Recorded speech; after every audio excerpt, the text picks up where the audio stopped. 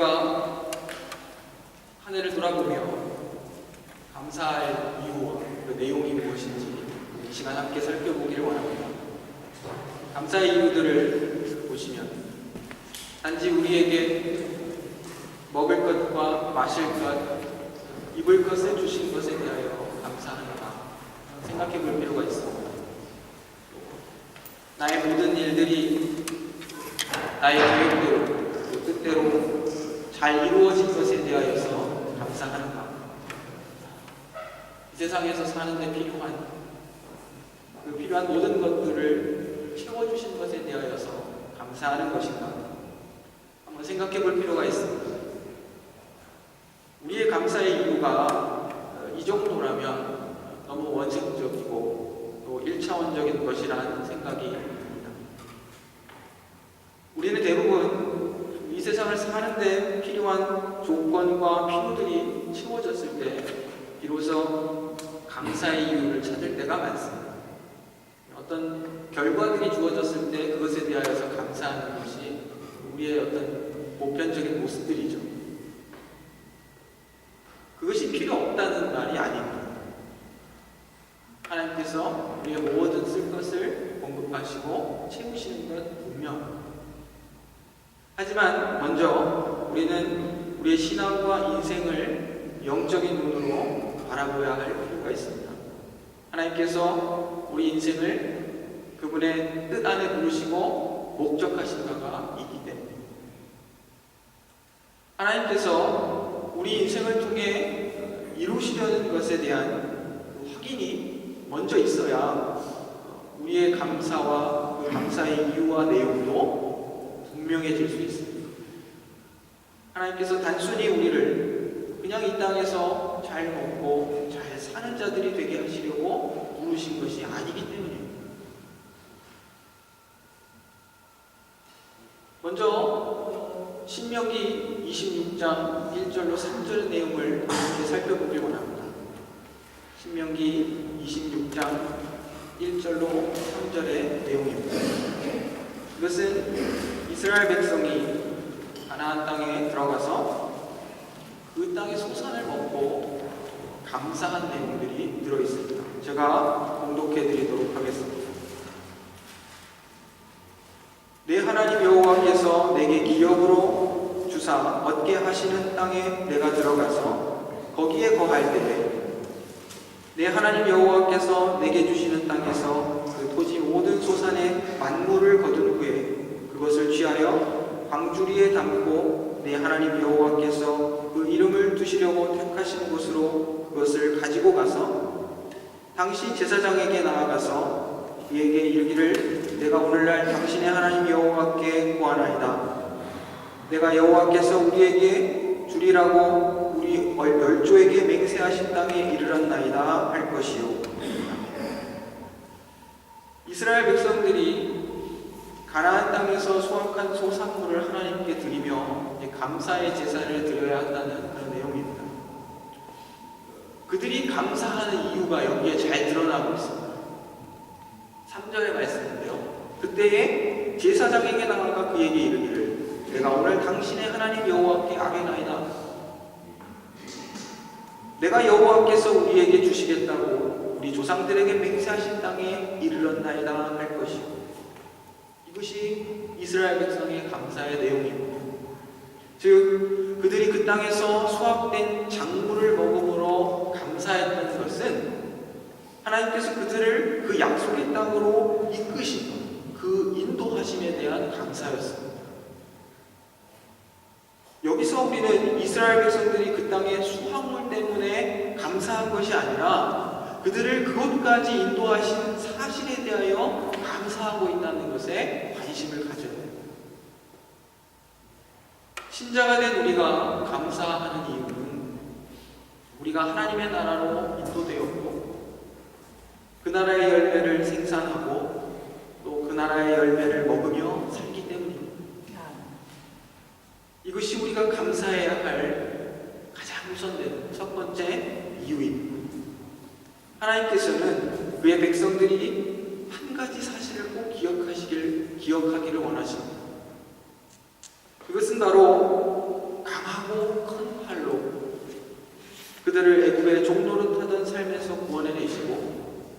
40여 년간 광야를 걷게 하시면서 그곳에서 그들을 하나님의 백성으로 훈련시키신 이유에 대한 것입니다. 하나님께서 그들이 하나님을 배우고 하나님의 말씀에 순종하여 살기를 원하셨습니다. 그의 백성들이 그가 그들을 자기 백성 삼으시고 그들의 하나님 되시겠다, 이 은혜로운 언약 안에 그의 백성들이 살기를 원하셨다. 그분에게 순종하여 삶으로, 그분께 충성함으로 온 땅에 이스라엘 백성의 하나님이 드러나시는 것. 우리의 책임은 어떤 결과를 내는 데 있지 않고 하나님께 순종하는 데 있습니다. 우리는 순종을 심는 것입니다. 그리고 결과는 하나님께서 내시는 겁니다. 때로는 이방의 적들을 물리쳐서 어떤 대단한 승리의 결과를 내기도 하고, 또 어떤 때는 광야의 뱀과 전갈을 통해 징계를 받기도 합니다. 우리 눈에는 그것이 패배한 것처럼 보일 때도 있습니다. 하지만 우리는 하나님의 목적과 관점에서 우리의 모든 인생을 바라볼 수 있어야 됩니다. 우리는 그저 순종을 심는 자들, 어떤 인생의 결과를 통해 우리의 신자된 삶의 그 성패를 판가름하는 것이 아니라 우리가 하나님께 순종했는가, 충성했는가를 통해 우리의 그 신자된 삶이 평가된다는 사실을 기억하셔야 됩니다. 우리는 그 예를 우리가 함께 읽은 요한계시록에 소개되고 있는 라오디게아 교회를 통해서 확인합니다. 먼저 역사 속에 라오디게아 교회를 살펴보면, 지리적인 어떤 그 내용들을 살펴보면, 라오디게아라는 지역은 리투스강 언덕에 자리 잡은 그러한 도시입니다. 소아시아를 가로지르는 이 세 개의 큰 로마의 도로가 만나는 어떤 지리적인 요충지고, 또 풍부한 어떤 상업, 또 행정의 중심지였습니다. 본문에 보시면 라오디게아 교회에 대해서, 그 라오디게아라는 지역에 대해서 세 가지 사실이 등장하고 있는 것을 보게 됩니다. 첫 번째는 대단히 부유한 그러한 도시였습니다. 라오디게아는 은행 업무의 중심지였고, 또 역사적인 사료들을 통해 보면 키케로라는 사람은 그 도시를 환전을 위해 추천할 정도로 은행 업무나 금융업에 있어서 굉장히 부유했던 그런 도시였음을 알 수 있습니다. 두 번째로는 의국과 양탄자를 생산했습니다. 이 제품들은 특히 그 지역에서 사육된 양이 아주 그 광택이 나는 검은 털로 이렇게 만들어진 그런 제품들이었습니다. 세 번째는 그곳은 의학을 공부하는 학교가 있었고, 또 약품의 생산지였습니다. 특히 이 지역의 그 돌을 갈아서 만든 안약이 유명했다, 이렇게 역사도 기록하고 있습니다. 오늘 본문에 나타난 이러한 묘사는 단순한 상징을 넘어서서 이 말씀을 들었을 라오디게아 교회는 자신들을 향하고 있는 이 정확한 묘사에 대단히 놀라고, 그리고 큰 깨달음을 얻었을 것으로 생각됩니다. 말씀드린 것처럼 라오디게아 교회는 부유했습니다. 부족한 것이 없었습니다. 오늘로 말하면 그들은 많은 물질을 가지고 세계 선교에도 힘을 쏟고, 가난한 이들을 구제하고 먹이고 입히고 학교와 병원도 세웠습니다. 그런데 주님은 그들이 자신들의 곤고함과 가련함과 가난함과 눈먼 것과 벌거벗은 것을 알지 못한다고 지금 말씀하시는 겁니다. 제발 굴로 연단한 금을 사서 부유해지고 흰옷을 사입어 벌거벗은 수치를 가리고 안약을 사서 눈에 발라 바르게 보라. 이렇게 말씀하고 계십니다. 대단한 역설입니다. 세상의 눈으로 보면 부유하고 화려하고 실로 많은 일들을 하고 대단히 넉넉한 듯 보이나 주님의 눈으로 보실 땐 한없이 가난하고 헐벗은 모습인 것입니다. 자신들의 헐벗음을 보지 못하는 병든 눈에 약을 사서 발라 제대로 보라, 제대로 좀 보라, 이렇게 말씀하고 계시는 겁니다. 도대체 그들의 문제가 무엇이었기에 주님이 이렇게 말씀하시는가?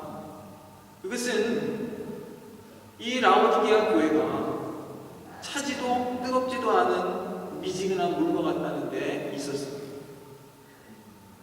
토해버릴 것 같이 역겨운 그 미지근한 물에 비유되고 있습니다.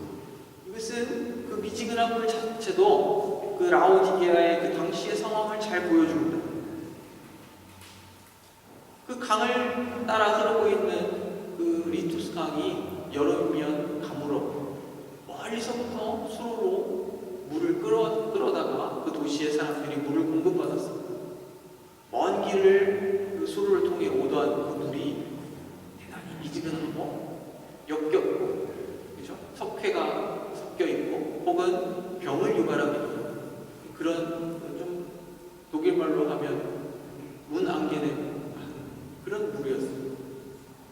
이것은 멀리 떨어져 있는 다른 도시 히아라폴리스의 온천같이 뜨겁지도 않고 또 가까운 도시 골로새의 아주 차갑고 그 청량한 물과도 비교되는 미지근한 그런 물이었습니다. 주님께서는 교회가 순전한 신앙을 갖기를 원하셨습니다. 계시록의 문맥에서 봤을 때 순전한 신앙이란 음녀 바벨론의 어떤 가치와 질서, 그것에 저항하는 어떤 그런 내용일 것입니다. 늘 세상은 어떻습니까? 세상의 것으로 너희의 만족을 채우라. 우리를 늘 유혹합니다. 세상의 능력을 가지라. 세상의 물질과 그 소유들을 가지라. 하지만 신자는 늘 다시 오실 주님을 바라보며 하늘을 바라보고 이 땅의 두 발을 딛고 살지만 주님의 나라를 살아가는 그러한 자들입니다.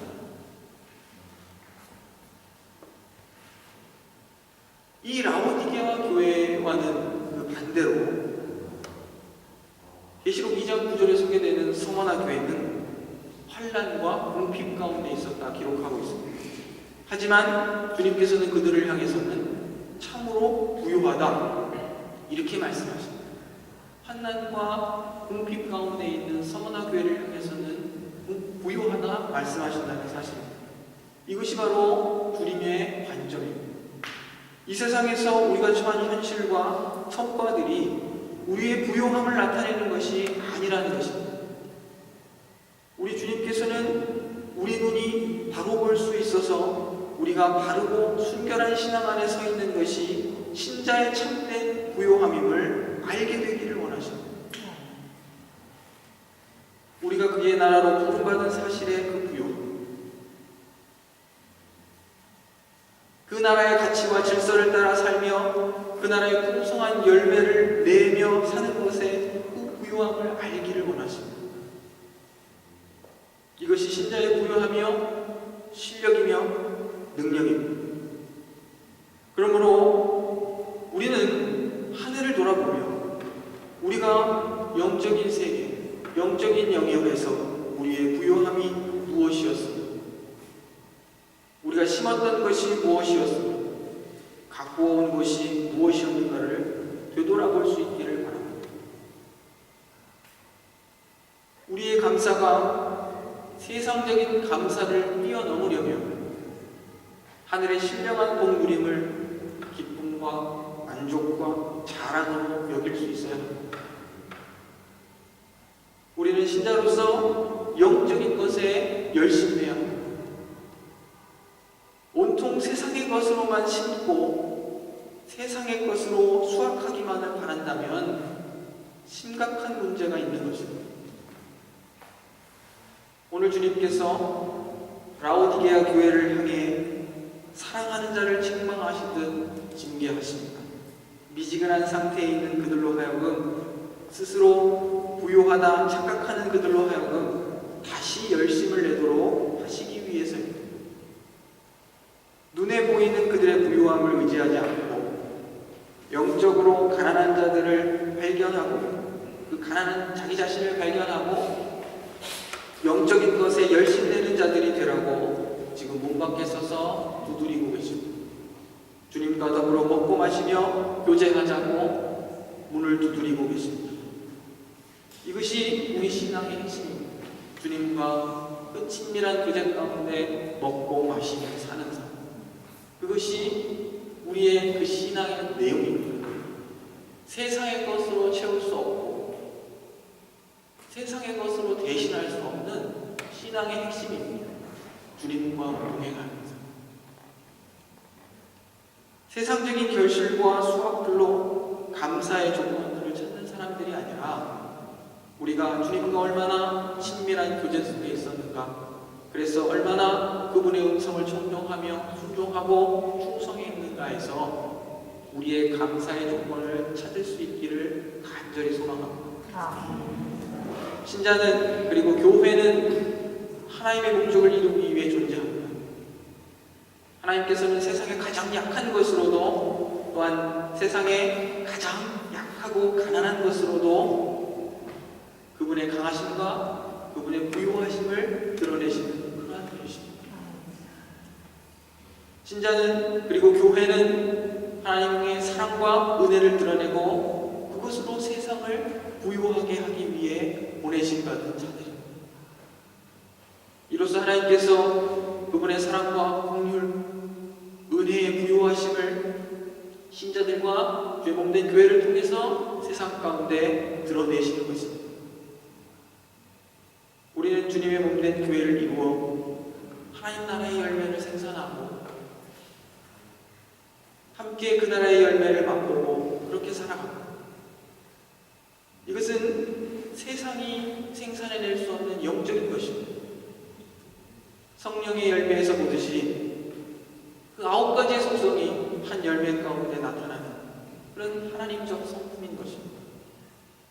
하나님께서 관심 가지시는 것은 우리가 얼마나 그의 백성답게 살며 충성했는가 그것입니다. 그러므로 우리는 그분의 청지기로서 충성을 다해서 하나님의 나라를 심을 뿐입니다. 그리고 우리의 그 수확은 어떤 세상적인 결과물들이 아니라 우리가 하나님 백성다워짐이며 그분을 기쁘시게 하는 그 충성도, 그것이 우리의 수확물입니다. 우리 이 땅에 살며 세상의 것들을 우리의 필요로 삼지 않고는 살 수 없는 그런 사람들입니다. 하지만 반드시 기억해야 할 것은 우리가 세상 것들을 궁극적 목적으로 삼는 자들이 아니라 언제나 하나님의 자녀들은 떡으로 사는 자들이 아니라 하나님 말씀을 먹고 사는 자들이라는 사실을 기억하는 것입니다. 세상의 군복을 누리며 살지만 그 모든 것을 우리에게 허락하시는 하나님 그분이 우리의 가장 큰 상급이라는 사실을 꼭 기억하시기 바랍니다. 우리는 하나님의 나라 가운데 부름받았습니다. 그 나라를 살고 그 나라의 열매를 먹고 그 나라의 열매를 거두며 그렇게 살아갑니다. 하나님께서 기뻐하시는 일들을 행하고 그분께 충성함으로 칭찬받는 자들입니다. 세상의 가치로 우리의 가난함과 부유함을 가늠할 수 없고 오직 하나님의 나라의 가치로 우리의 궁핍과 풍요가 평가되어진다는 사실을 기억하길 바랍니다. 한 해를 돌아보며 우리의 감사의 조건들이 어떤 것이었는지 한번 생각해 볼 수 있기를 바랍니다. 우리의 감사의 이유가 한층 성숙해서 하나님이 기뻐하시는 열매를 맺는 것에 대한 감사이기를 소망합니다. 또한 우리가 그 나라의 열매를 생산하고 그 나라의 열매를 먹으며 산 것에 대한 감사이기를 소망합니다. 그리고 우리를 이 자리까지 인도하셔서 하늘의 가치를 알고 그 나라를 소망하고 그렇게 살게 하신 하나님의 일하심에 대한 감사이기를 간절히 소망합니다. 기도하겠습니다.